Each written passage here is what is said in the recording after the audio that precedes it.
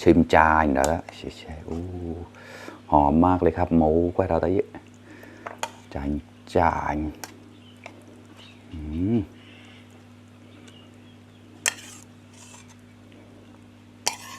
หอดอ่ะมากว่าเรากลับมาครับเพื่อน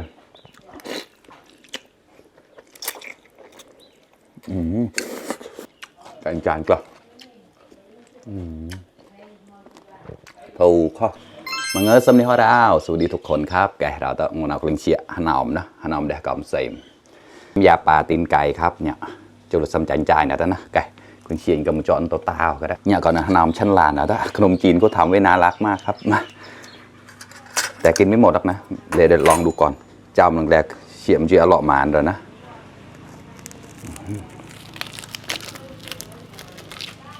แกเราต้นกล้วยเชียที่พันเดอร์ไหลเดอร์แชร์มาต่อนะดูสิโอ้โหเจ๊มาค่ะเนี่ยคอให้เดี๋ยวเชียปัวหล่อนะเอาสัก3 ก้อนครับมาถ้าไม่พอก็เอาใหม่แล้วเดมได้แกหมดแล้วนะกว่าเฉยๆแล้วชิมจานแล้วเฉยๆหอมมากเลยครับหมูกว่าเราตะเยอะจานเจ้า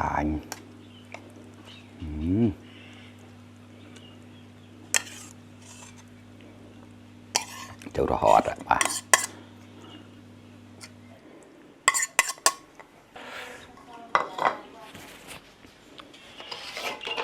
กลัวตาหนุ่มตาตะเยอะก็เจ็บจำได้เด็กแล้วจ้ะ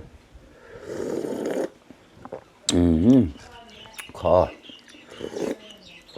มา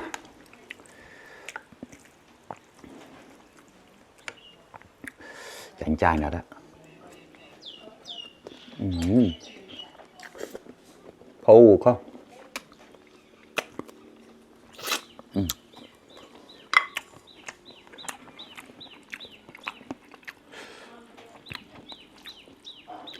กว่าเรากลับมาครับเพื่อน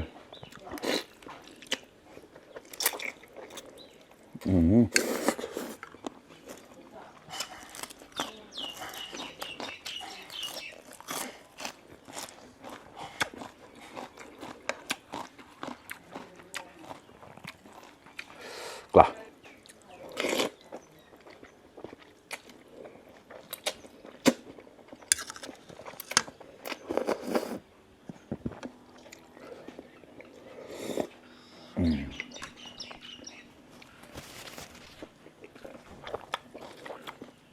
อันนี้หวานนะครับใบบางรักครับ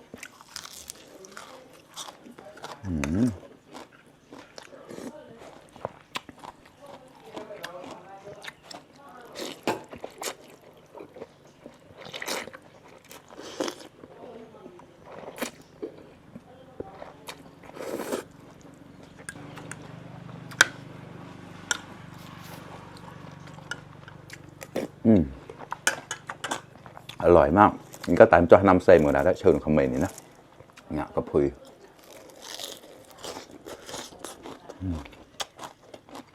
แตงครับ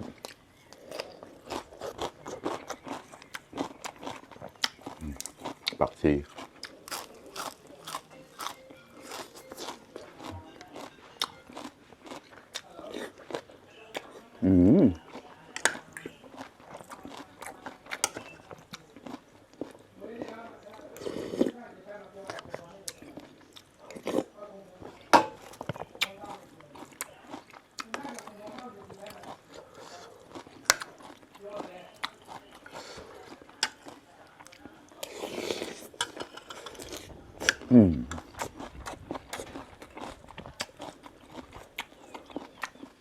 ผักกาดดอง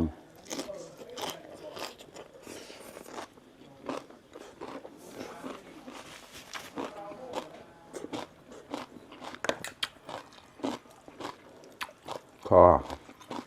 อร่อยมาก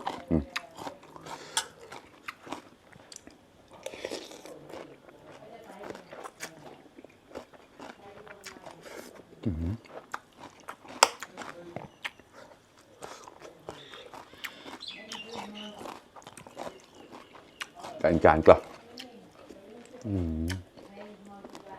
ถูกข้อ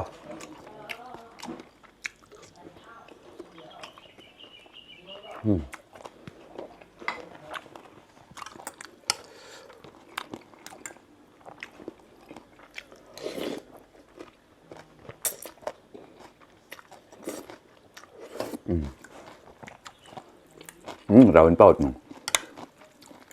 เทศเหมือนกันนะครับนูแจกที่จะชิมเรา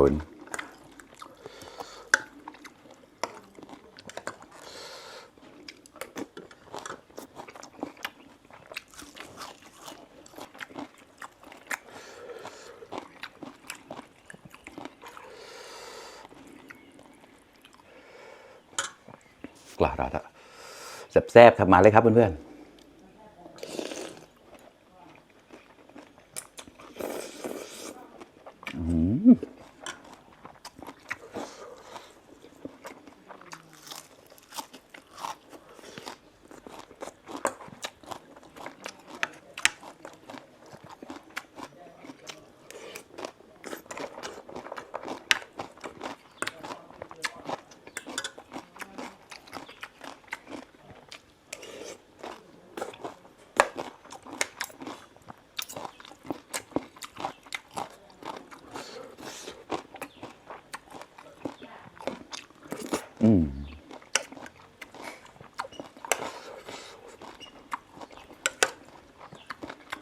ลูกชิ้นปลานะครับลูกชิ้นแกะแล้วด้วย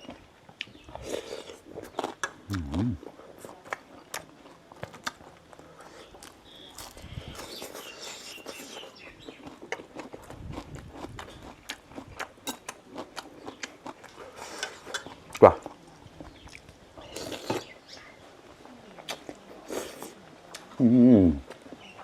พอ